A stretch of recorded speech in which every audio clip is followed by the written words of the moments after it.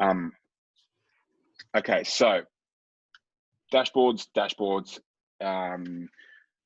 It's probably the most important part of the week, because as we sort of talk through the weekly rhythm, on Sundays is if we're talking about our rhythm, Sundays is where we set the week up, or we set the next week up, and we review the week that was, and how do we know if it's working, which bit's working, which bit's not working, how much do we pay out in terms of the bonuses, commissions, who's doing well, who's not doing well, and that is all, I guess, interpreted via the dashboard. Because how else do you know? Like, if there's no scoreboard, how do you know if you're winning, or how do you know if you're losing? And even still, it's the stats underneath the score. So that's why the dashboards are so important. But the first thing I wanted to actually do, so all those questions are good, and they're easy answers. The first thing I want to do is run you guys through a simulator. I want to actually just prove a bit of I want to just kind of get some base level theory down. Everyone can see my screen? Yep. Okay, good. So this is the dashboard simulator. So what I'm going to show you here is basically a bit of a calculator that we've built. And then there's a reverse calculator, which will tell you, based on some back of the napkin maths, based on some inputs, it'll tell you the exact week that you'll get full. Because it just kind of works on GMath. So this is the sort of weekly view, and this is the dashboard simulator. I'm going to run through some of these numbers, prove a couple of points, and then we'll sort of refer back to the GMaths here. But essentially, this is essentially the scoreboard. So this is basically the dashboard. This is today. Let's say you're at 200 and you want to get to 300. There's an input here where we go, based on your weekly membership price and how many weeks you think you can retain a member. That gives us what we call the average lifetime value, LTV, okay, which is about the $1,800, which is the whole point of our studios, okay? Let's not, split hairs on the trial costs or this, that, and the other. The whole point is to get to this. This is the punchline of the whole joke here, is the 1,800 or the ALTV. Now, obviously, once you dial that in, you can move that further up based on, how well you're keeping people and how well you're rolling people over, etc. But typically, I'm going to start with a typical view that we see when a studio sort of starts with us. So here we've got the number of leads, cost per lead, sales conversion percentage, the sales rollovers, new members won or gained, monthly cancels, which therefore works at your weekly cancels, and gain loss. Now, the main reason why we all got to the point where we all needed help at some stage was because of this. So, if you look at this net gain number down the bottom here, a lot of studios face the prospect of, you win a few members, or like you find 7 members, you lose 5. You find 5, you lose 7, and you just sort of find yourself in this little bit of a stall, or you're not really growing, which is what's happening down here. So, so basically, how this situation works, right? Let's say you get 30 leads in the week at a cost per lead of about $20. At a cost per lead of about $20, at a sales conversion of about 25%, that means you've made about 8 sales in the week. Now, if you're rolling over at 30%, that means you've gained 2 more members. But before you high five, your monthly cancels are still at about 10%, which is industry average for boutique studios in the US a couple of years ago, which means you've had 5 cancels that week. And so at a week's view, you've actually lost the week. Like, you've gone backwards by 2 that week. And that's easy to do. Okay? So the 2 black boxes, so rollover percent and weekly cancels, is where you are going to get the biggest bang for your buck in terms of your time, your attention, your staff training. But the good news is it's also the 2 biggest things that are within your control. Okay. So what affects cost per leads is a bit of my team, but it's also, if cost per lead shot up as soon as there was a bloody situation happening down at Melbourne again, and sales conversions, there's a realistic amount that, which is about the 30%. Like that's kind of the industry average, particularly if you're getting someone who's going to be paying for something over the phone, or someone looking for a paid trial, or a paid newbie program. Anything above that sort of 30%, whenever we've gone really hard on sales, you start throwing people in that probably not the right fit. Like not everyone's a right fit for our studios, but at 30%, let me just check what these chats are. Isn't that a loss of 3? Was that you, Andrew? Yeah. You've got -2, isn't it? You've gained 3. You've had but 5. you've lost 5. Oh, no, sorry. I thought it was 2 in the game. That's all good. Yeah. That's all right. Forget about it. That's good though. No, it's good. So where was I going? Yeah. So once you get, so this is basically like you work your way down these, when I talk about those 5 pressure points, right? That's the first pressure point there is cost per lead or leads. Second pressure point is sales. That's the second sort of choke point in the business. The third one is your rollover. So you're in the studio, your studio conversion percentage. And remember, what I guess affects your studio conversion performance comes down to your 3 Ps: your people, your processes, and your product experience, which is what Jess talked about last week. Was just nailing the actual experience, the sessions, and the excitement around that. Number 4 is member engagement. That's not seen here in this particular simulator. And number 5 is obviously your cancels. When you add all those things up, basically what pops out the other end is a net gain or a net loss. So once your cost per leads are dialed in to a particular point, and our KPI around that is always about the $20 a lead. It can go higher around challenge time if we bring the 8-week challenges back, because we're actually getting more from them over the phone. So you can afford to spend a little bit more. But once the conversion rates are about the 30%, it sort of like, you're not going to get much more extra by going up to sort of 40%. You might get an extra 12. You might get an extra 3 people. So see how I change this to 40%. Watch what happens to sales. It goes to 12. But your net gain or loss is still a -1. So if we move that 30%, but if you move that sales conversion back from 40% to 30%, the first thing we should look at changing. Rollover. Exactly. Who said that? Was that you, Az? No. Someone gets a lollipop. It was Andrew. It was me. Yes, mate. You've redeemed yourself from that silly maths that you did the other. Yeah. So if you change that 30% to 60%, if you change that 30 to 60, watch what happens to the thing down the bottom. You've actually, we'll take it. Like, you're not going backwards by changing one thing, right? Which is your rollover percentage. So that's making sure that you're nailing and that's within your control. You're not worried about macro factors or whatever it is. Like, they're in your studio, nailing the inductions, running through your templates, fusing the connection there in your studio, making sure you're using the newbie protocol. We've got 3 sessions. You've got the critical 3 sessions to prove to these people that your studio is the studio that they've been looking for. Weekly check-ins, making sure they're getting a mini victory in the sessions, and basically doing everything Jess showed us what to do last week. Even better, monthly cancels.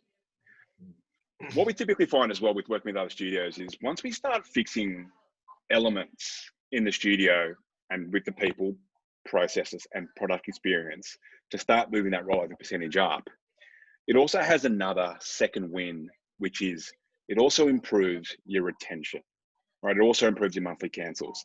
Now, there's a whole bunch of things that we can do that are proactive and reactive to improve your monthly cancels. Okay, so all your retention rate.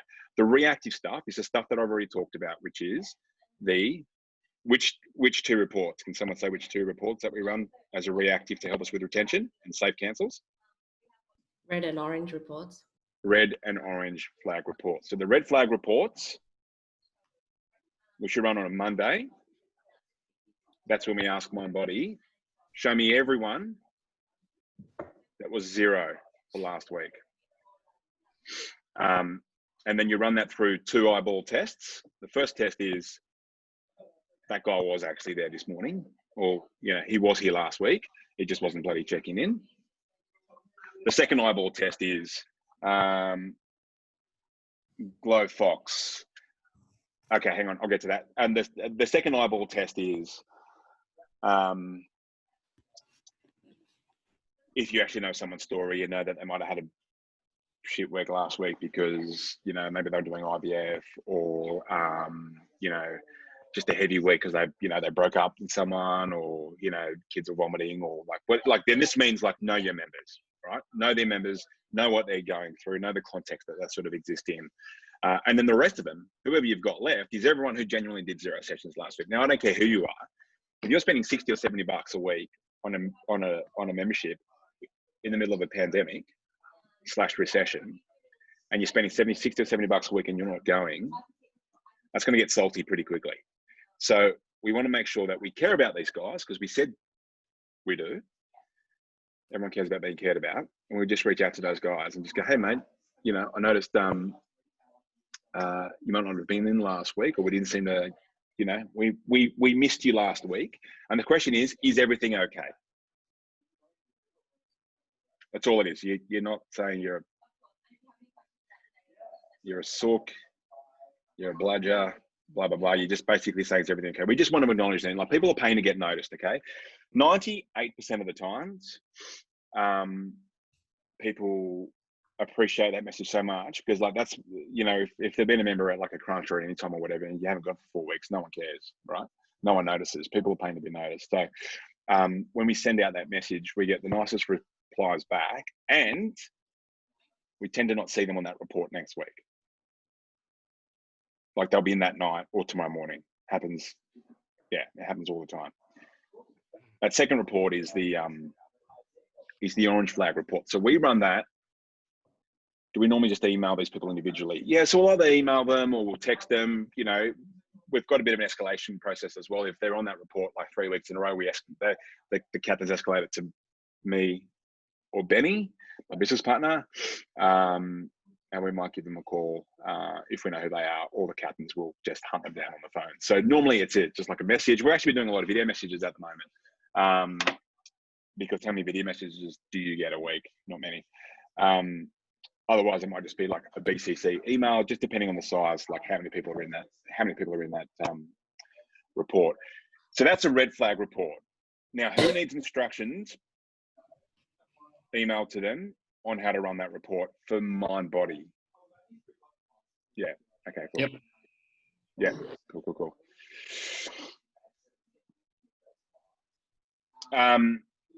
Glow Fox, how did we end up doing it for Glow Fox?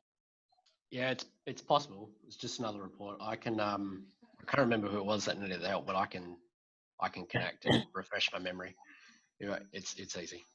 Good man. I think David was doing it a little bit, for you guys as well. So, yes, for red flag, I want to know if I can do it. I want to know if I can do it better. Nice bit. I love it. Okay, so just who was Ridgedale? Okay, Jamie and Glow Fox. So we'll do okay, cool. All right, Becky and Jamie. Hello. Now, the orange flag report is the prequel to the red flag report. So we do that on a Wednesday at 1 p.m. after our lunch classes. And it's who's on 0 so far this week. So who hasn't trained so far this week. So this is kind of, this is the prequel to the red flag report. Again, the biggest leading indicator to a cancel is sliding sessions. You know, it's sliding sessions. So we want to catch them before they become a red, basically. It's the same thing. Who hasn't been in so far this week by Wednesday lunchtime? And that's because they've definitely missed our first rule, which is never miss a Monday. And they're probably about to miss our second house rule, which is hit your 4 sessions. And I mean, unless they do basically 4 in a row from now on. So we want to reach out to these guys. Again, you run it through the same 2 filters, the same 2 eyeball tests, which is who has actually been in, just not checking in, the bloody melon heads. And the second one is, if you know someone's going through some stuff, you don't want to kind of send them an insensitive message. Hey, where have you been? It's like, mate, I talked to you yesterday about the messy breakup or whatever it is. we had one member last week. She went and got the flu shot, and something happened at the medical center, and it went in like a nerve or something, and she hasn't been able to lift her left arm above her, like about here. And there's like a lawsuit happening, and things are getting fucking proper like adult. So when we reached out to her, she was like, "Oh, let me tell you about it." And they just basically want to vent sometimes. And then the same, I'm assuming the same people that might need the red flag report instructions will also include the orange flag report instructions, because it's basically just changing the parameters of how many sessions. The third reactive thing that we do in every week is the what we call the cancel call. So anyone that comes through as a cancel, the captains get notified immediately, and they'll just jump them on. They'll just ring them and try to say they cancel. Now that's a bit of a half-court shot. You know, it's a bit of a half-court shot after the buzzer's gone. Unless something's sort of happened, people don't generally wake up one day just out of nowhere and go, "I'm going to cancel." They've probably been thinking about it for a little while, and in their mind, a lot of the times they've already kind of started to save their money, or they've looked for an alternative solution, or whatever it is. There are a couple of times, no worries, Az. There are a couple of times though where I guess some trigger words that we look for a cancel that give us hope that there's something to save is when, you know, anytime you get someone say, want to try something new, basically means they're not getting results. So like, right, you know, we give them a call and go, right, Jamie, mate, in 28 days time, where do you want? We basically do a sales call again, but like reframe it and put another goal out in the distance somewhere. We actually have a program called the Back on Track program. Again, if people are sort of sliding, you take out those that are genuinely moving, you take out those that are moving overseas, not much of that happening at the moment. You take out like mechanical shit that you can't change, because you can only control what you can control. And what's left, if you can help them with it, just get into the zone of like problem solving with them. And it might just be to get them back on track, falling back in love with it, seeing some results. It might not be us in the studio. It might just be the fact that they're in a bit of a funk outside with like what they're eating. And just by having someone notice or pay attention to what they're eating, in like a weekly check-in format, like it's basically the kickstart for members. Like we often invite existing members who might need a bit of a jab into the inductions to sort of reset themselves and then set them on a bit of a path for the next 4 weeks. So I think that's a great little talk.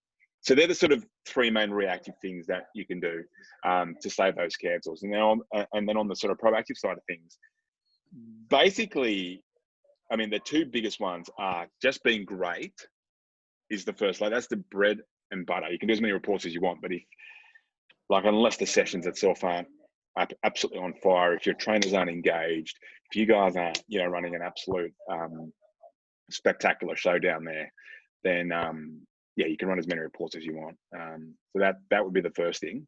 And the second thing would be those fringe reach outs that I've mentioned a couple of times. So that is where, you know, you have a look at your member base and you do a bit of a segmentation, which is probably a separate video of your member base. And you go, right, here's like the thick of my members that, you know, these are the ones that aren't turning up to events. And, you know, they're not on our socials and this sort of that and the other, but they are still paying to be here. And if you have a look at their attendance, they're probably sitting at around that kind of 1 to 3 attendance mark. So we call them the fringe. We call them the fringe. And if we kind of track back a cancel, like we rarely get like you guys would be the same. You rarely get a cancel, right? From a member who is like at the opening of an envelope. He's always there, an absolute OG led. Like we rarely get one that we didn't expect if we didn't realize that they were going back to home or moving somewhere else. It's generally from, we were finding it was generally from this bit we call the fringe. So a proactive thing that we do for these guys is every single day, Monday to Friday, that is, we have Robbie and Amelia send out a "You Rock" message to these people, just letting them know, you know, something they probably didn't even realize that they've been doing really well at. So for instance, yesterday, we sent out some video messages to people who have hit every single Monday since we've been back out of lockdown, and just going, like, mate, did you know that you've hit every single Monday since we've been back out of lockdown? You rock, well done. Video message. And yeah, I mean, how many times do you get a message throughout the day? Like, you think of a normal person's life, how many times do you get a message during the day or during the week, which is a well done from someone who doesn't want anything? Just recognizing like little things that they've done. The visits, like the goldmine in the membership software, that is probably the most underrated section in the whole in the whole system, I think, are the visits. Someone's visits. So when you go into their profile and you look at visits, I reckon that is one of the most underrated sections or underused sections in the whole freaking system, because it tells you a story. You can see who's built a routine, who's out of a routine, who's not getting to their sessions, how many they've done. You know, like imagine messaging a newbie and just gone, you've just nailed, like you've attended every session that you've booked in for. That is fucking awesome. Like, honestly, these people aren't in the fitness industry. Like, they're trying to get their whole life in order, and they've booked in for 7 and they've made 7. That's awesome. We want people to feel like they're getting the mini win. And that's just not my idea. Here's a, for those of you that have got lots of time in your hand, that's a joke. This book here. Read this book, watch the YouTube videos. You can get it on Blinkist, I think. They do the 15-minute versions of like the summary versions of this or whatever it is. Anyway, it's not just my bloody silly ideas. It's actually a bit of neuroscience. It's there's a reason why, you know, if you've ever wondered how we get addicted to things like social networks or get like video games or apps or whatever it is, we're sort of hacking in. How do you keep your advanced? Hang on. Yeah, so it's how we sort of hack into the sort of neuroscience behind victories and helping people sort of achieve mini victories. So if someone's on their 7th session, like if they're booked in for 7 and made 7 sessions, doesn't matter if it's like not in a row, like 7 consecutive days, like we jump on that pretty quickly and go, well done. Like people need a little mini win at the start to make them feel like they're on the right track. So they're probably like that's 5 things that you can do straight off the bat to reduce your monthly cancels, right? To reduce your monthly cancels. So back to this calculator, you follow the newbie protocol, you've nailed your inductions, you're doing your weekly check-ins, you're running a good show down there, a great show, and you've jumped that from 30 to 60%, okay? Which means you're actually now in the green. But because you've been doing all that work and you've been consistent with all the proactive and the reactive retention activities, you've maybe moved this down to 6%. Now you're up by 3. So you've gone from losing 2, now you've gone up by 3, right? And remember, that's net. That's net. And if back to the average lifetime value, and if every member that you score, if once people become a member, right? If they give you on average $1,800 over their lifetime because you're charging $60 a week and you can keep them for 30. By the way, that should improve because we've just improved their retention score. We won't even worry about that. This is the back of the napkin, right? This is the back of the napkin. So then basically it's 3 times the 1,800. I mean, that was, yeah. So you've just, you know, that week you've just generated about $5,000 worth of sort of lifetime value. I think it's about right. And then at that point, we just go into week-on-week mastery. So that's why, you know, when you do this dashboard and you post it at the end of the week, we can look at this and go, right, how do we make this 60%, 80%? Because if this moves to 80%, if that moves to 80%, then we just start moving up. You know, maybe this moves down to 5%. I mean, there are some studios in this program that have got some phenomenal retention figures. You know, and then at that point, once that is really dialed into about that 70 to 80%, then you can, and this is about that 5 to 6%, then we can look back over here and go, right, let's crank this. So maybe we don't want 30 leads anymore. Maybe because we've got the rollovers and the weekly cancels right, okay, because we've got them in the right threshold, now we want to turn the tap up a little bit more. That's how this thing works. So then we go, right, Doza, can you guys find me 50 leads? That right? generator one would have to be divided by 30 to get your increase per week, or divided by. Sorry, mate. So that lifetime, that's divided by 30 to get your weekly, to to get your weekly. Well, this is like the lifetime value revenue generated. Yeah, but like in that week, like that week, you've generated that much in lifetime revenue. Okay. The good pick up there. So then you go, Wallsy goes, all right, Doza, mate, we're in 70% and we're in about 6%. We're happy with that at the sort of 9 people range. Let's turn the tap on, baby. We go, cool, mate. We'll do that. And then that number just starts accelerating, right? And then at that point you can go, right, so let's, what if we did better on the phones? Now we're starting to sort of work with bigger numbers. Is that making sense so far, guys? Is that making sense so far? This is sort of like a gym maths thing. I want to kind of explain how the numbers work together, and therefore why it's so important that you do your dashboards, because if you don't do your dashboards, you literally have no idea about how your studio's going in its 2 biggest levers. Because so that rollover is that. What's the description of that again? Can you explain that one? So, but basically, if you've inducted 15 people that week, yep, what percentage of those converted to a full member? So that, say you're running a 28-day Kickstarter, you got 160 people, or say 50 people in that week doing it, and you sign up 25. They're 50%, yeah. That's 50% rollover. Yeah, sweet. So it's just that in a week. Coming off a trial. Yes, and I'm going to show you how to calculate that more accurately. It's a bit lo-fi, but it freaking works. So just a quick little scoot over here into the gym maths. Now, all of you should have gone through some original kind of like content that we've got in our members area, just around gym maths. So there's some key concepts that I think you guys probably didn't realize you're going to jump into this bloody gym maths, but I just want to get our heads around how our business is actually sort of, like the unit economics of our business. So the first thing is cost per lead. So how much the market is allowing us to acquire a lead for. Then you've got your conversion rates, right? Let's make that equal that, which is, the sales conversion rate. And then you've got your cost per acquisition, which is basically and these aren't the terms I've made up. These are marketing, or even just like startup businesses, how they get valued is based on cost per acquisitions, etc. So cost per acquisition is basically, in terms of, you basically almost needed 3 of these leads, just over 3 of these leads, because if you're at 30%, right, it means you're selling 1 in 3-ish.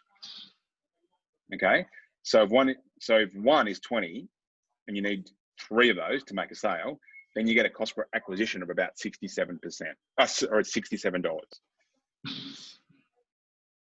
And then we're using your rollover percentage in the studio, whatever it is at your particular studio. This is why it's going to be so important. It's probably the most important number.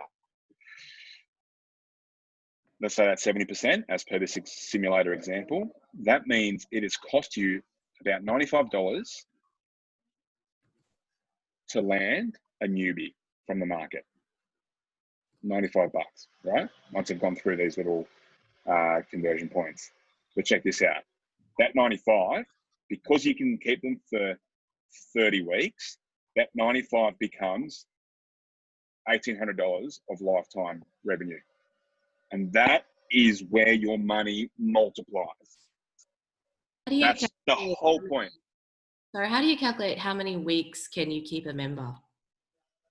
This is an example. Well, so it's a rough estimate based on studios. You can actually run a whole bunch of different reports, but essentially you can sort of just have a bit of a gut feel on how you're doing, how well you're doing at your particular studios, like how long you can get people for. Is there a way to? So no, there is not one report, believe me, because when I got invited to the Mind Body thing over in Anaheim, it was the number one question I had when I met all the support people and all the technical people. It was like, show me the button that tells me lifetime value or how long I'm keeping people for. And you basically have to run a few different reports and do pivot tables and blah, blah, blah, blah, blah. It's a good question. It's a question I've asked a lot of times as well, but It's not going to, it's, you know, you put a figure in that you feel reasonably confident in, and you move towards it, and then you better it. I think industry Right? But stands 8 months, roughly around that 8 months. 8 months? Yeah, that's what I thought it was before you had that 30 weeks, and I think they roughly equal the same, give or take. What's 8 months? How many weeks is 8 months? Times 4.2. So 8, 16, Yeah, 24. 33.6, yeah. Yeah. I remember at a conference a couple of years ago, HQ said, they put up a slide that said if you sell a 12-month membership, people tend to stay for just over like 12 and above. If you sell a month to month, they'll stay on average 9 months. If you sell a 3 month, they'll stay for 3. If you sell a 6, they'll stay for 6. So I think the sort of average in the industry in 4F45 is something like 9 to 12 months. There we go. Perfect. Okay. Well, that kind of correlates. I remember the 9. That kind of correlates. Yeah. So what is my point? Watch this. Ready? A bit of a reveal here. Ta-da. Why am I telling you this? Because your 2 big levers to accelerate or hold back your growth, our growth, is in the studio. It's within our control. Right? It is your ability to roll people over and to retain them. So we can split hairs on whether this thing's going to be a $20 cost per lead or a $22 cost per lead or a $20 or a $15 cost per lead. It makes no material difference. Right? All it makes a difference really is how much we're going to have to spend at the front end to make the whole thing flow. The same thing with the sales conversion rates. You know, if it's if you've got a salesperson, like if you're doing it or we're doing it or your mate's doing it or whatever it is, you can flog them for that to go from 30 to 40, which is like 1 extra person per 10. Okay, but really, where you're going to get the biggest jump, if this was back at 30, where you're going to get the biggest jump is to go from 30 to 60%, and then to get your monthly cancels in check, right? And that's going to come down to you and us, you know, being the CROs, the chief reminding officers of our team. Strong leadership, stick to the protocols, get trained up, and being consistent with tracking it. So once stage 1 and 2, remember the 5 choke points or the 5 pressure points, once number 1 and number 2 are within KPIs, which is about the 20 and about the 30% respectively, then that's kind of like, they're no longer the problem. Like we start moving down. It's like, right, the biggest impact we're going to make with our time and our attention is converting more people once they get to the studio and retaining our members. And then once those KPIs are within a range that you're happy with, then we're like, right, now let's turn the tap up. Now let's increase the flow at the front. And that's when we go back up to the you know, number of leads or the budgets or whatever it is. I mean, some of the studios are spending $100 a day, which just make this thing go faster once your KPIs are in check. So let me go to some of these questions while everyone's like heads kind of stop spinning. Cool, no worries. Thanks, mate. Kiri, how do you keep advanced members engaged and challenged to stop them looking elsewhere? Good question. Those members that have trained hard, lost weight, fit as, and you can feel they are ready for new challenges, etc. Mate, where are you, Kiri? Let me have a look at you. That's actually really good. That's a really good question. I might throw to a couple of other owners in this chat. I'll kind of let you know what we do. We've got a program called, I think you guys will probably have a very similar one. We've got ours called the All Stars program, and it's if you hit 250 or above, so 250, 500, 750, and 1,000, you become an All Star. And you get, and we were doing these before HQ started doing it, but you get a special workout top that we do different editions every year. We do different workout tops every year that you can only earn, you can't buy them. And once you become an All-Star, you get invited to kind of different events. And you also get, you know, whenever we do an 8-week challenge party, those were the days, but whenever we're doing like 8-week challenge parties, we would invite them 1 hour earlier to like All Stars Hour. and they get like drinks on the house, and they get first crack at the bloody food and all that sort of stuff. So it's a bit niceties around that. Our 1,000, if you get to 1,000, you get membership for life. So there's a few people that have sort of reached that status, which is kind of a big deal in the studio when that happens. But What do you get what was that, mate? What do you get? 1,000? You get to 1,000 sessions. You get membership for life. So you give them free membership, is that what you're saying? Free membership for life, yeah. Mate, they've given you about $6,000. Yeah. And everyone's like, "Whoa, my God, 1,000 sessions, amazing." We just, aside from that, and a few other bits and pieces, you just got to keep them chasing the next target down. So, they form little marathon groups, they do a little bit of running stuff. Look, they do go a little bit rogue. Like, Jess, Michelle, and myself always kind of bitch about them sometimes, in a nice way, but also bitching. They can kind of get a bit big for their boots. You do have to kind of manage egos when you get to that point as well. But it's just still making sure that they're getting a ripper session. We start including them as like a buddy to newbies as well. So when we sort of partner people up, particularly in their first 28 days, we will often go to the same people, whether it's a Burnsy or a Hoff or a Loopy Lou, MJ, or Damo. Like we nod to these guys as our OGs that we partner new people with, based on who they're going to vibe with and who we think they're going to be good for. But it's making sure, like, results are subjective. So what is the result that they want to achieve over the next 6 weeks, 4 weeks, 3 weeks? It's obviously, if someone's done 14 challenges and they've lost all the weight to lose, maybe they want to get stronger. Maybe they want to get, maybe they want to get fitter. So how do we measure that? There's just making sure that there's always something happening. And look, there's a bit of fluff in the ego. Jess, what do you guys do down there to help? Because it's a really good question. Like, the advanced members engaged and challenged. It's a really good question. We don't have anything nearly as structured as you do.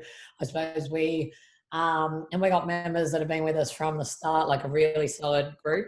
It's more that what we went through last week, keeping that experience like on point so they look forward to it. But it's building a routine, and we don't focus on you're in it just for the 8 weeks or you're in it for just the 3 months or the 6 months. It's like, even when we sign someone up on the 3 months, it's like you start with the 3 month and then let's talk from there. Like we straight away, like that's just the package you're on, but everyone's on that because everyone's on the same price. And we, like you say, we do the 8-week challenge parties, and we always have something what they're looking forward to, where it's like a 8-week challenge party, which is just a party. They're just like, every 3 months, I know I'm getting a party. Not at the moment. Yeah. And you build a routine. So it's a routine rather than I'm just here for a short time. It's like, no, you're here for a long time, but a good time. Long time, good time. Build routine. And build relationships. And then it's like... That's the thing. We are a relationships business, right? Yeah. So the only reason why they're going to start looking elsewhere is because the relationship's not quite there yet. And I'll give you the tip, guys, and this might hurt because of the industry that we're in, but it's never been about the workout. It's the relationships, right? It's they're not going to leave for the body fit down the road if you guys are still looking after them. They don't want to break up with you, all that sort of stuff. It's if we're getting in a conversation about equipment, then we're kind of in the wrong conversation. I agree. Or even price, like the strongest studios, might have someone open up next door for $5 less, $10 less. But you got to think about what people are valuing for that extra $5 or $10 for sticking with us. Just on that, Doza, just in the current market, there's a lot of studios, just really slashing prices like no one else. And I think for newcomers who don't know you or your studio, your trainers or anything, they just go for price because they don't know, any other better, whatever. So all the options just goes with price. I'm finding that's really, like, I can't think of any good ideas of how to capture them otherwise. I don't want to just keep competing on the price, but... No, you don't. You actually don't want to. Yeah, it's a race to the bottom. And it's also the race that no one loses. Like, if you win, you actually lose. Yeah. So I've lost a few race down the road. you know, such and such are doing it for like 45 a week. It's, you know, I'm not going to go stupid pricing. So Yeah, one of my neighbours has launched a new offer as well, and it starts with a 4, which is fucking shit. Shit for them. So what's your question? So your question is, how do you get people that are super price sensitive? Yeah, any way around that, just because at the moment with people all coming on and, you know, everyone's coming out of lockdown, they're all like looking around and testing the waters and telling you such and such is doing this, that, and the other, and, you know. It's like, man, it's the same answer goes there. We've got to, you know, price is a myth. It's about value. So it's about what people value for what they're paying. Like if you're handing out an iPhone 11 with every membership, all of a sudden it's cheap, right? So it's relative. Price is, you know, price is a myth. It comes down to the value. So, you know, if someone's trying to price match you for someone else down the road for $5, you don't actually need. So let's just say you're at 65 and they're down and they're at 60. You're not trying to sell them on the 65. You're trying to sell them on the 5. Does that make sense? Yeah. Because they're already sold on 60. Yeah. So you just need to get them to the 5 to make it 65. So then it's basically, you basically need to understand, and that's again, back to the script. Like you basically need to understand what is it that they're looking for and what have you got that will help them kind of close the gap between where they are now and where they really want to be and why that's so important for them. And ultimately, if you want to get them down to your studio to get them to sort of try it, you know, just for one session, you know, if everyone said they've got the community that they said they had and they've got the unreal trainers that they said they do, and they've got all the, you know, again, people, processes, and product experience, the 3 Ps, if that's really dialed in as much as everyone says it is, then it'll just be a no-brainer as soon as they get down to the studio. Yeah. Because it's, you know, it's about relationships and it's about the session, it's about the vibe, it's about how you make people feel. It's just getting making them, sure they get a mini victory. Yeah. Hey? Oh, it's just getting them through the door, like getting them interested in actually trying, because they're just assessing on price when they don't know you or your Yeah, and look, ultimately, you know, 5 minutes on the internet, like you have to be living under a pretty big friggin' rock to not realise that we're in a recession. Okay, so I do think people are trying to be a bit more financially responsible out there.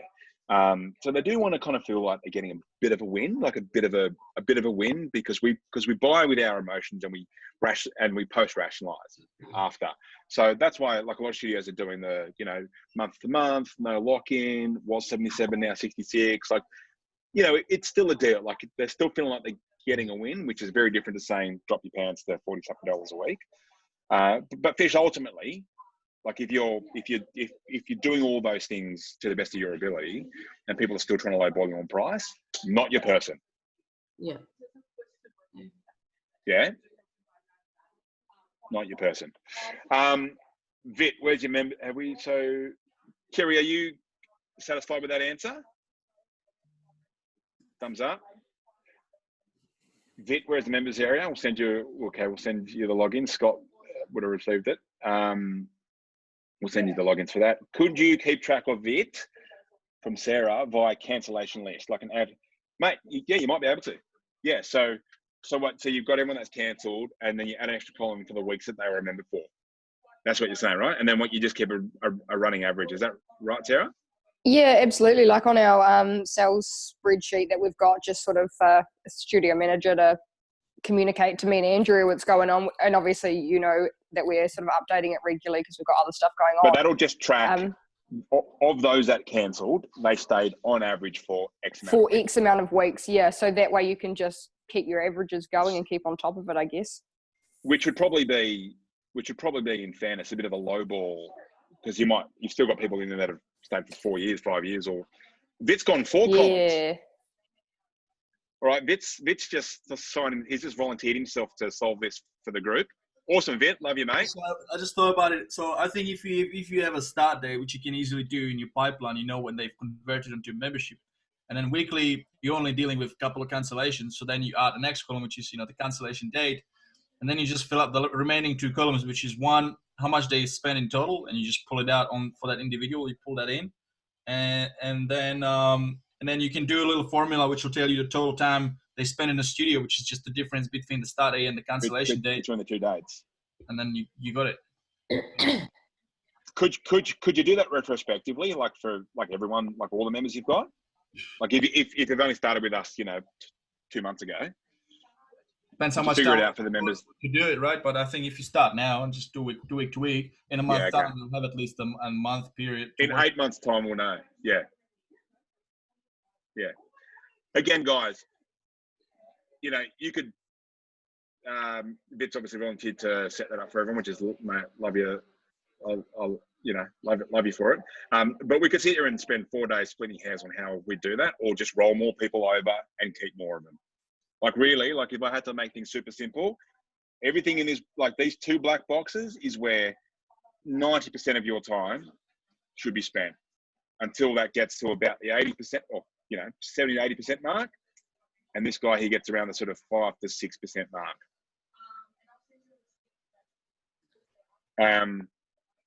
Sorry, Doze, just back to the rollovers. Apart from the 28-day kickstart, who else do we count in that figure? Members, and this is one of your questions, Juz, Wolsey. I think it's any like straight-in members, returning members, or whatever it is. New members gain for that week, and the reason why we still do include it as part of that is because it is still a reflection on how well your team's going. If someone wants to come back to your studio, you're obviously doing like a good job for them to come back, and we've got these. We've got a person, or we've got people in our team responsible for each of these KPIs, and we like playing positive. We like giving them a bit of a win if they do get a new member back, or an old member back, or whatever it is. So look, we do add it as part of that, just to sort of give everyone the benefit of the doubt. But I do think it's still a reflection of the studio. Like if the studio wasn't going great, didn't have that sparkle around it, wasn't great on socials, you weren't kind of developing those 3 Ps, then what would people want to come back to? So yes, so that's a question for Wolsey and for Fish. Is in that rollovers, in your rollovers, we do include people that have come back. Okay, so any questions on these? This is like some key concepts, not even just for us, but just in terms of the business, in terms of like how we're running, like how you're knowing if the business did well that week, if the team did well, because I just don't know how people are able to I guess get to that point in your weekly reviews, if you're doing weekly reviews, how you're deciding on how much bonus you're handing out or how well the team's doing if you guys aren't doing these numbers. So any question on this? Not so much a question, Doza, but more a comment. Yeah. I've only just started. Is it the noise in the background? No. Sorry? No, sorry, go on. Yeah. So no, I've only started using this in the last couple of weeks, and absolutely see the value in it in growing our conversions effectively. Nice. Nice. But there are a couple of numbers that people really need to know aside from these, and that is, what is their break even? So they do know some fundamentals about their own P&L. Right. Exactly what their break even is, because if they're only getting a 20% conversion rate and they're happy with the fact that they're growing and they're still not at their break even number of 100 members or 200 members or whatever it might be, they'll go broke with a smile on their face thinking they're doing a great job. So, so for me, there's some key in the background that people still need to understand.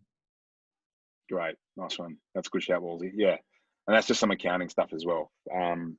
Benny, what incentives have found effective for sales staff? Well, I can tell you from a again from a rollover perspective. If I'll give you 2 models that we've used to reasonable success for rollovers, and that is if you've got a certain person doing it or you've got a couple of people doing it. In the past, we've offered, picking them out. We used to do $30 per rollover. Okay, $30 per rollover, and if that week was an 80% week or above, it doubles. It doubles. Yeah. So we were doing weeks like we had weeks where our trainers were making way more money on rollover money than they were on their training, and they were training 5 days a week. we just haven't found a model that really fits that you're not going to go broke doing it either. I know. Yeah. And it's one of those annoying answers where it's kind of like, it depends, because it does depend on who you've got. Paying you to do a job. How good, Why should I how pay you? aggressive you want to be. Yeah, exactly. Oh, yeah. Mate, you do not need to convince me. You don't do that job. You don't, like, your reward is, in my mind, your reward is having a job and keeping it. But, like, I want to really put something in place where we're not going to go broke doing it, and it's going to incentivize for them to hopefully hit that 80% mark. Then you got to look at your rollover, but then you got to look at your retention as well, which kind of go hand in hand. There's no point in having an 80% rollover. You're still going out the back door losing 3 times more than you're rolling over. So which is why we moved to a model of whatever the net gain is, multiply that by a dollar figure, because you've got to have 1,000,000% right, mate. Like, there's no point high-fiving over the 10 rollovers if 14 left. Yeah, like we've never had something in place that really quantifies that all yet. I want to do it. Do you have a person? Like, now I do. You now do. Okay. And what role is that? As a manager, captain? Yep, she's a manager. Yeah. Are they at this every day? But are they connected to the community? Yes, she's connecting to the community. Like, she's like, since this whole COVID stuff, she was a manager on 30 hours a week. Half was on floor, half was admin, and now she kind of shot herself in the foot, and because she wanted to stay casual, then wasn't entitled to JobKeeper. So since she's come back, I've got her on a full-time position. She's doing 20 hours on the floor, 18 admin and sales. Great. And her role is really sales, like, realistically. Great. To sell a membership. But I want to. So would it be appropriate to have her look after these 2 numbers? Absolutely. They're all her numbers. Like, I'm inputting them. So then you would have she would have KPI to get to a level here and a level down here. Yeah. And, over and above a certain net gain, you might put a dollar figure against, and you might calculate that monthly, because you could have a rip a week and then she gets, he or she gets complacent the next. That we found that was happening. So we would get to the end of the month, calculate whatever the net gain or loss was, and then multiply that by a number, like a dollar figure that you're quite happy to, which again, back to Wolsey's point, it's still got to fit within your numbers. Oh, right? absolutely. And back to the original point. If you don't know your number, like, you've just got to know your numbers. Like, you've just got to know your numbers. But that's a great question, mate. I had been employed, so this is from Sarah. I used to be one of those. I used to be on one as an employee where I got 10% of profit. So that's one of them. I've been employed for a while though. It was actually my idea. Yeah. So it's kind of one of those. Thanks, Sarah. It's one of those annoying answers where it's kind of like, it depends. It depends on you. Depends on them. Depends on where you're at in business. But I'm super keen on making sure that that person that's in that role is looking at the same number that you're looking at. That matters, which is net gain. Yeah, absolutely. Net gain, yeah, for sure. Which is net gain.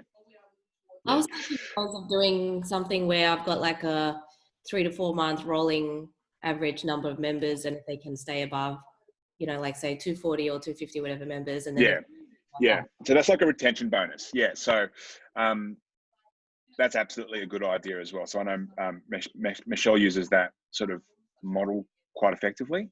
And again, it depends on what your studio is dealing with at the moment. Now, with all these things, you just got to make sure that you have in your contracts that it's subject to change as business changes, right?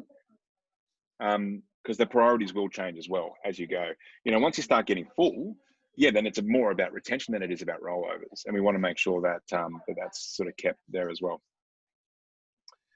Okay, any other questions? I really want to make sure that we've nailed, and again, there's no silly question, but I want to make sure that we've nailed the gym maths, or people understand that, once these kind of elements are within this range, it's kind of like no longer the problem or the most pressing problem.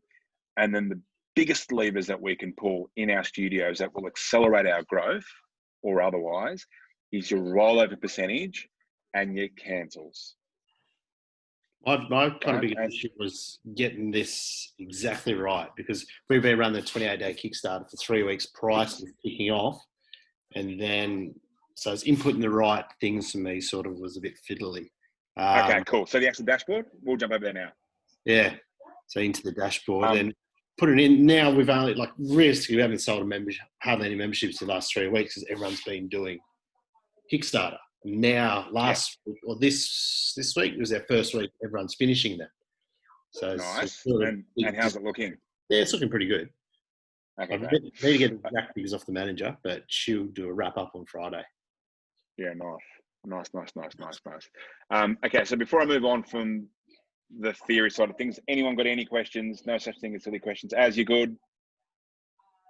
Jackie, good? Kiri, good? Mentane?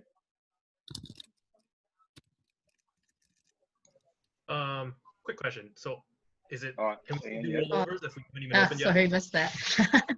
Oh, sorry, hang on. Ian, say that again, mate. Can we actually do rollover calculations if we haven't actually even opened yet? So they paid, like, say, their deposit for the first week, but we can't do a rollover really. So No, exactly right. yeah. So When do you guys? maybe the end of the month to early next month. Nice. Okay, cool. Using my speaker.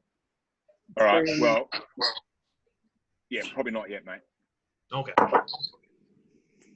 Kimmy, Lizzie, is this all clear for you guys to be doing your dashboard? Who's in charge down there of doing the dashboard? Hey. Perfect. Yep. Okay. So yeah, I think it's just this. Sorry. I don't think we've seen one from you yet. I did it. Yeah, I did it on Monday. Okay. But it's sort of hard because we've closed. So. I know, you poor buggers.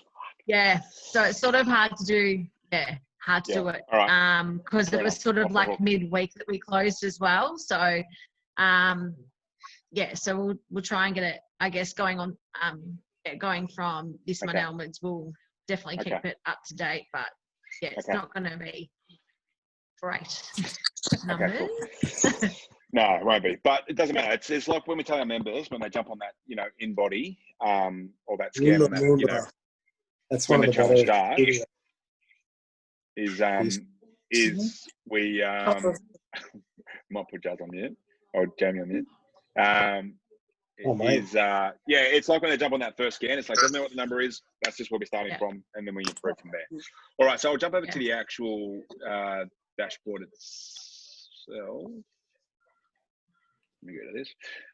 So this is just kind of an example dashboard. This looks a bit differently because we've just formatted this. This might be a new version that we're just testing out. But essentially, so before I get stuck in, so what are the questions that people have got? So it's like how to calculate rollovers. That's easy. What else? Does everyone know where to get these numbers from? Just give me a thumbs up. Or if there's a particular question, just unmute yourself and then ask me. Otherwise, I'll just run through it all. Okay, so you're only 30-day review. Look, to be honest, I don't mind if you put that in or not. That's just more to make sure that you guys are looking at it as per what Justin was saying. But use your rolling 30. I think some of you guys are using that week's. Use your rolling 30. Okay, so when you go to, if you're using Mind Body, you go to the dashboard analytics, and it's the big number, not the quarterly one, just the big rolling 30-day number. The reason why we use that and not a weekly view is because you might have just had a big challenge week, and all the challenge, $99 packs or like your scans or what have you would have, you'd think you've become a millionaire, but doing the rolling 30 kind of flattens out any spikes. Get rid of 7 days, because I'm trying to run a 7-day one. It's sort of I just go. I'll go rolling 30, mate. Yeah, 7 days is too. Yeah, 7 days is doing my head in. Yeah, that's not, mate. Just do rolling 30. Like it's the number that is like there by default. Average member number. So the reason why we say average member number is because, well, for those of you running Mind Body, and I'm assuming Glowfox is even fucking worse. Depending on what day you press that membership report or whatever it is, it gives you a different number. And it's because I've asked Mind Body a gazillion times. I won't go into the details in here, but it basically catches, as people moving between their billing cycles weekly, if their membership expired on a Tuesday night and it hasn't quite run it on a Wednesday morning yet, they don't get included in your membership numbers, and it does your friggin' nuts in. Okay, so the reason why we use our average member number, so we basically just we run the report, or our backing team runs that report every single day, and then it's just using an average member number. again, it doesn't really matter how accurate the scale is that you use, just make sure it's the same scale. These we fill that in for you, okay? And I think most times we fill that in for you as well. So then it comes down to your rollovers and membership sold. So mate, the easiest way that we do this, and again, it's not the sexiest way, but it bloody works. And it means that I'm able to calculate, you know, rollovers, which is what we need for the dashboard. So we create these waves, okay? So basically what a wave is, let's use this one as an example. Corey G _ is hot. Okay, so we go, everyone that we inducted in that, so every week we call a wave. So it's like using cohort analysis, right? We want to track the cohort, almost like a university, you know, we track a cohort as they're going through rather than the whole 28 days, because you won't capture, you'll miss a lot of granularity. So every week of inductions, everyone that we inducted that week is one wave. You can correspond the wave to the actual week number or just based on when you started. That doesn't matter too much. So we put everyone's name in here, right? And it's whoever's turning up to the inductions, you know, which is just a copy and paste from the pipeline. Get your admin people to do it, or you do it, or whatever it is. And basically, first name, last name, email, you know, if they got inducted, it's a big tick. And if they didn't get inducted, if someone didn't get inducted, you've got to call them. Like, you've got to like aggressively kind of reach out to them with a smile and get them into the next induction. Because if people false start, yeah, we don't want that. And they should get through inductions. Who's not doing inductions?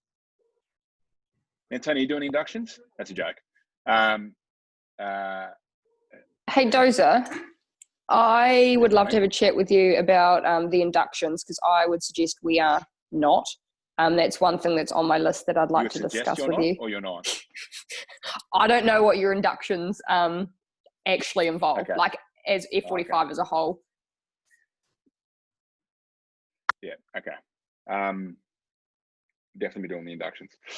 So you do inductions, so these people turn up, right? And as you write down your goals and like the notes and all that sort of stuff. And then as you're going, so this thing, you know, so we've sort of built this. So every time you put in an entry, it automatically calculates, you know, how many is in that wave, which is 10, okay? And then as they roll over, you know, so we look at this on our we look at this during the week, and we look at this when we have our pipeline parties throughout the week.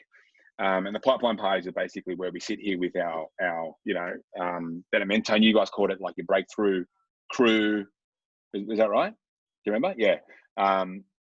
Whoever's involved in managing your Kickstarters or your reboot people or whoever, is you want to sit with them once a week as they're starting out. Then once they're in KPIs, off they go. And you're like, right, where's he up to? Where's she up to? How many visits have they done? How many visits have they done?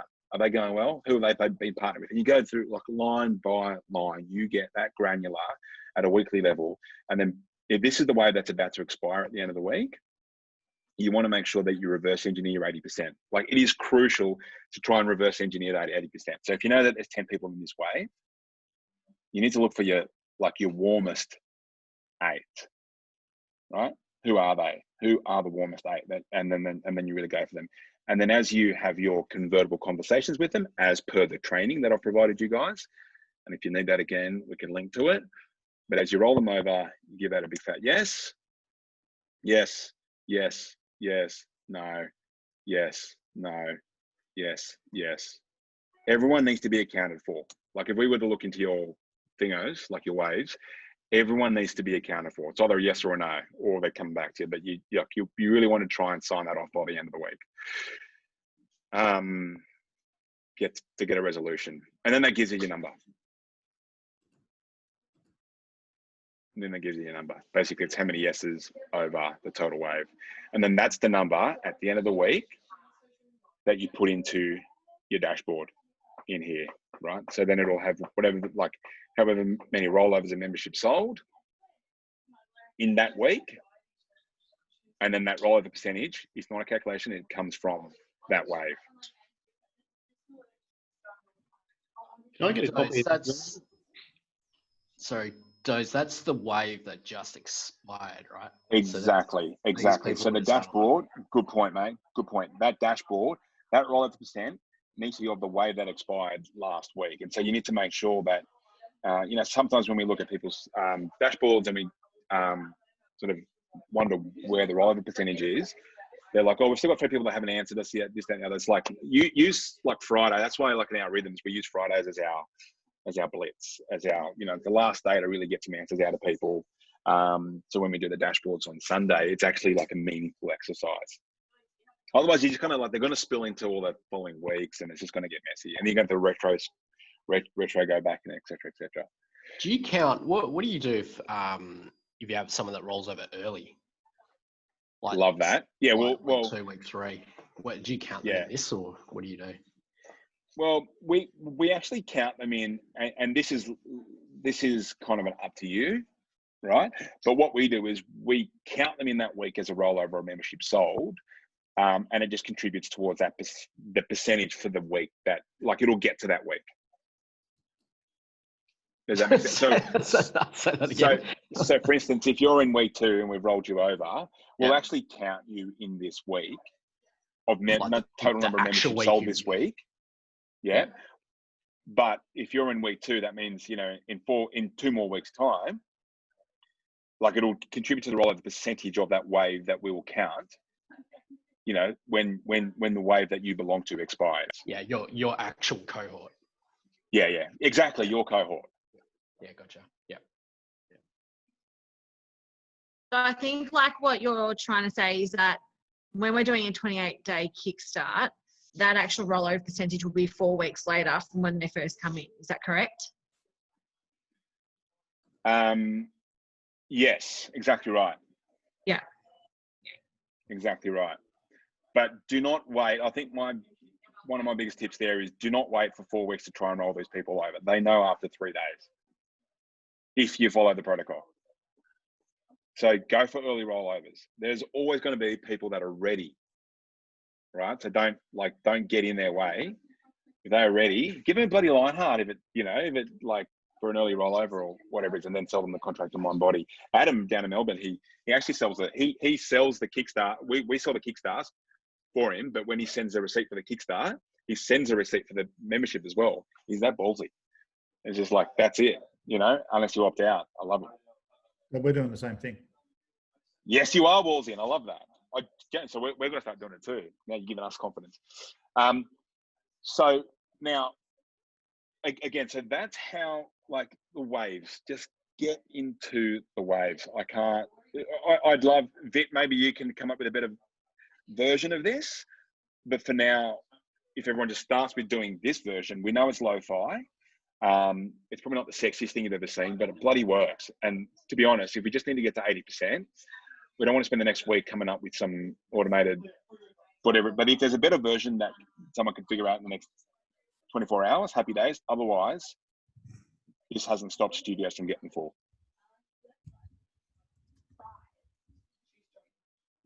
Benny, did you have a question? Yeah, I don't even have that waves thing on my dashboard. So. No, I know. No, but yeah. So all you do is you just make one. Like yeah. Well, I'll send this out as a template for you guys. Yeah, this is a prototype that we are. That's why it says prototype. We're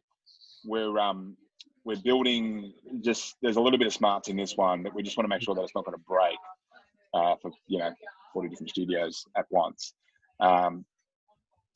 But this will really help because you see studios sometimes go 1, 2, 3, 4, 5, 6, 7. It's like, no, you can do a count and a percentage like that, and then bang, that goes into there.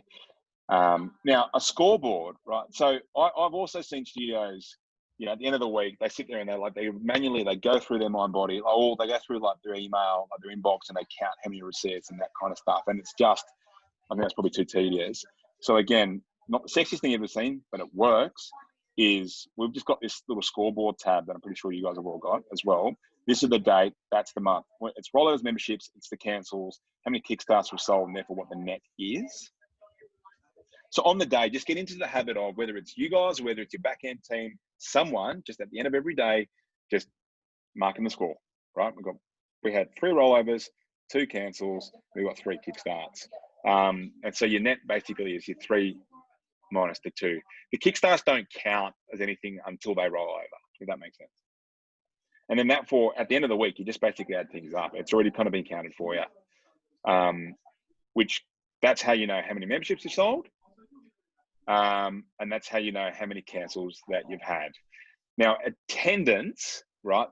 That is a key number that we are focusing on at the moment, obviously post-COVID, or we're still in COVID, but post, lockdown.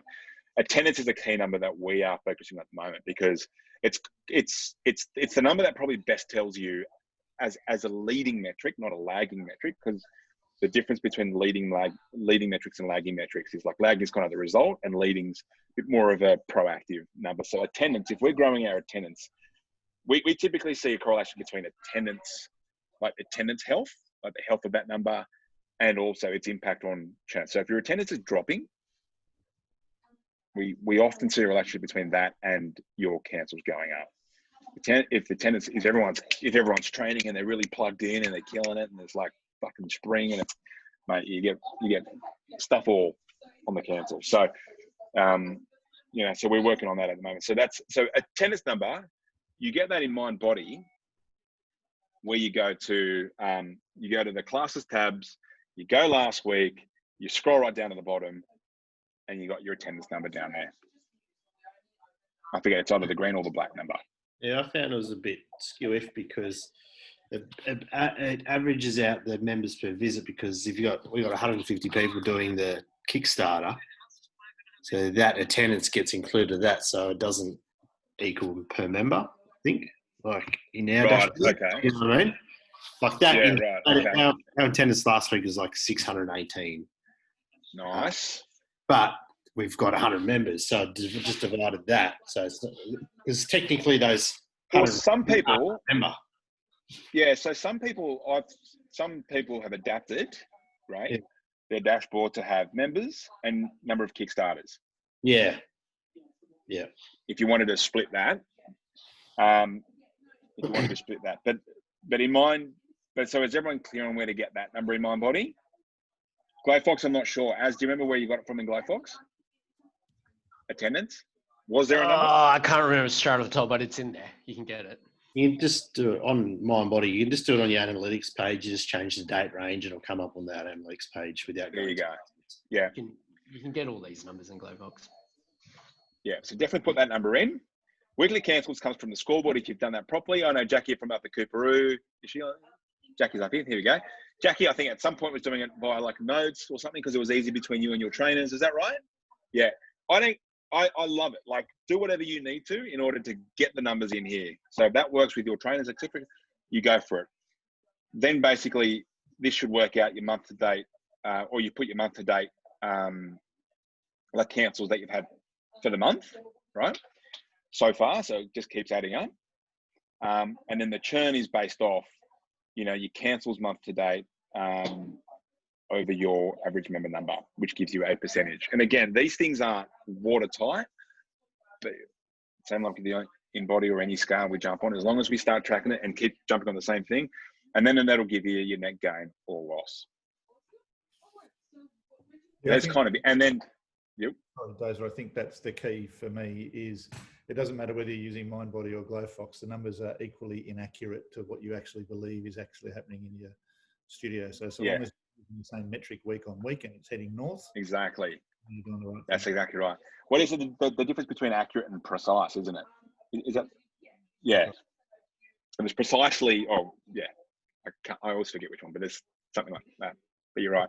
And then so essentially, this is it. Look at this. Net gain or loss equals rollovers minus cancels. It is literally the only thing that matters in terms of like adding up your numbers at the end of the week is your rollovers minus cancels, right? So we can split hairs on, conversion rates or cost per leads, or we can split hairs. Like, you think of how much of your time at the moment, this is an honest question, how much of everyone's time at the moment at the studios is, stuck in, whether it's ordering merch or whether it's just like stuff around the studio or just getting bogged down in like drama or whatever might happen. It's literally like rollovers, cancel, sticking to the rollover process, newbie nurturing, newbie protocol, and doing your, those 5 things that I mentioned to keep your cancels in check. is where most of our time should be spent. So then the instructions are, this is what I want 80% of you guys to do, if not 100% from now on. And we will do whatever it takes to get you guys into this rhythm, but it's also, you guys have got to meet us halfway. Same thing we tell our members, as in our gym members, is this. You fill it out at the same time every week. We do it on Sundays because that's when we do our ownership, like it's when we do our owners meeting, and it's after the last class, so we've captured all the attendance, right? Same time every week. Take a screenshot, which is not a photo of it, like, so take a desktop screenshot, post into your Slack channel with the answers to these 3 questions, right? So it's your commentary. There's a couple of studios that just kind of post it. It's like, well, I'm not going to do anything. Like, you know, give me your commentary on your review last week. What do you think worked well, not well, and why, right? So fucking nail the rollovers. Why? Because we've finally started doing our inductions, or we've changed, you know, an incentive structure, or, you know, it's good to know, like, kind of like reviewing your game footage. What didn't work? Fuck, we had 17 cancels last week because one of our trainers went a bit rogue and I don't know, whatever, right? Second question is, what are your 3 big weekly actions, SMART goals, that is going to move the needle on basically either rollovers or your cancels? Like, what are your 3 big weekly actions that you can measure, they're specific, and whether it's something that you're going to be doing, or whether it's something that one of your trainers are going to be doing, or your manager or whatever, that's really going to move this needle. Because then, and then what do you need help with the most? It might be nothing. It might be, can you send me the newbie protocol again? You know, what do we need help with? Incentive structures, or like whatever it is, you know, what do you need help with the most in order for you to sort of achieve that? So screenshot, and then the answer to those questions into your Slack channel. And then from there, we can, at least, I can jump on and I can do a video, like a Loom video, to give you my sort of, you know, what I can see in that dashboard, because that dashboard tells a story. And then we just get into the rhythm of like week on week mastery. Greatness comes from, what is it? Doing the right thing the right way for a long period of time.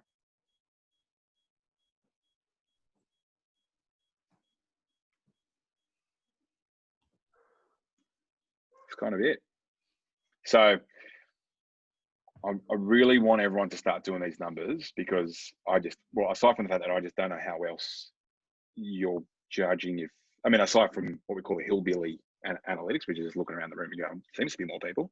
But aside from that, it's like, you know, I don't know how else you're incentivizing people, how you're paying things out. Like Justin said, how do you know if you're getting anywhere near break even? Or this will make us, the Zen Planner guide, which came out 2 years ago, a year ago, 2 years ago. The biggest difference between they sort of surveyed all these studios, looked at their numbers, and basically the biggest difference between a thriving studio and one that was just surviving, well, was 2 things. Was number one, your ability to charge more, so like charging more, and secondly is their ability to know their numbers. And really, like, charging more comes into knowing your numbers. So yeah, you're not going to really, I don't think you're going to win an argument with me about why you shouldn't be doing a dashboard. Questions, comments, thoughts? Hang on, we've got some questions in here. Let me go back to this. Some of them, yes, please. What was yes, please for, Sarah? I have a simple air. What is that? There? You said that you were potentially going to send out something like a template for the wave. So that was a yes, please to that. Oh, yeah, great. Let's go up here. Kerry, in MindBody, how do you actually get your membership number, and is that active memberships? Yeah, mate, it's like Wolsey said, it's kind of consistently inaccurate. You just run your membership report, and you look at what that number is, you minus. Everyone's kind of different. We minus out 10 packs and stuff like that. We don't really care about 10 packs, and we don't do too many of those.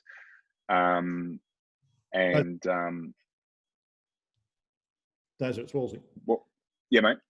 Sorry to interrupt. A few people have asked this, and I asked it from New Zealand as well. The way we were shown to do it from a very expensive mind-body consultant, and the only one qualified in Australia, I know her. well, the only thing that we include as a membership is somebody that's on an auto pay. So if they've just bought, that's what we do. Yeah, we don't do that. And the easiest way to understand that is to go into your auto pay summary, choose today's date, and then don't change the end date, and then tag all new. And what it does is picks up everybody that is unique in that environment. Yes. So it'll tell you that from now until 3 months' time, you have X amount of unique members. Now that will never marry up to what's in the MindBody app because they just. That's right. But if you've got a cancellation that's not taking place for a couple of weeks, it will include that person in there. Or if you've got someone that's not starting for a few weeks and they're going straight onto an auto pay, will also include that person. But that's the way we've always done it. So when I quote, I've got 170 members, 200 members, 100 members. It's they're auto pays. Auto pay. So it will actually exclude any of your Kickstarters. Good. Yep, that's what we do. Is that what everyone else, does anyone else do something differently? Or would anyone like Wolsey just put that into a summary?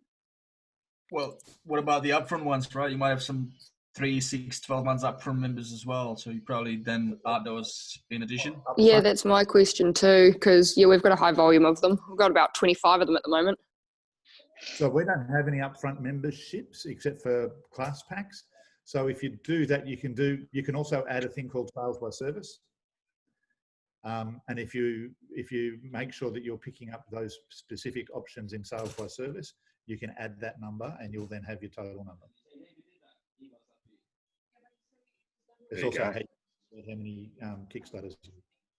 So this is only for MindBody, but it also how many Kickstarters you've sold as well in that week or that period. Thank you, Wolsey.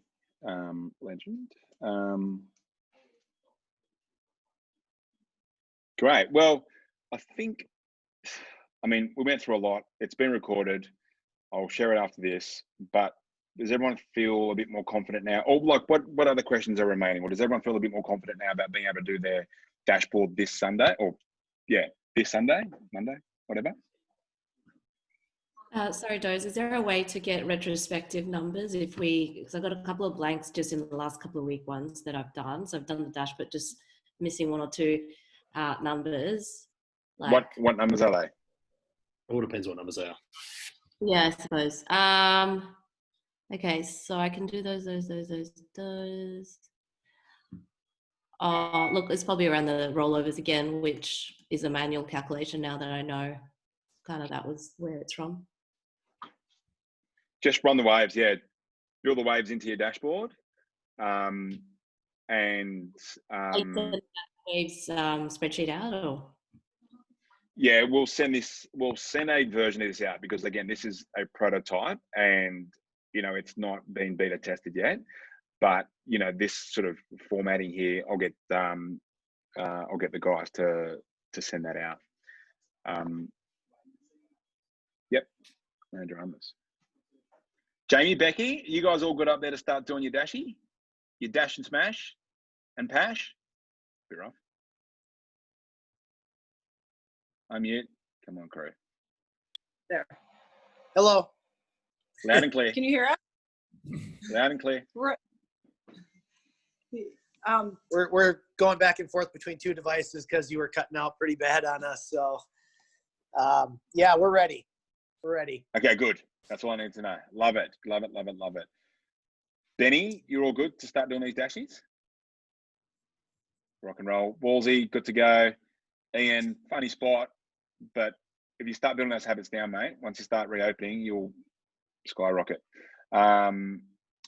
Mentone, yeah.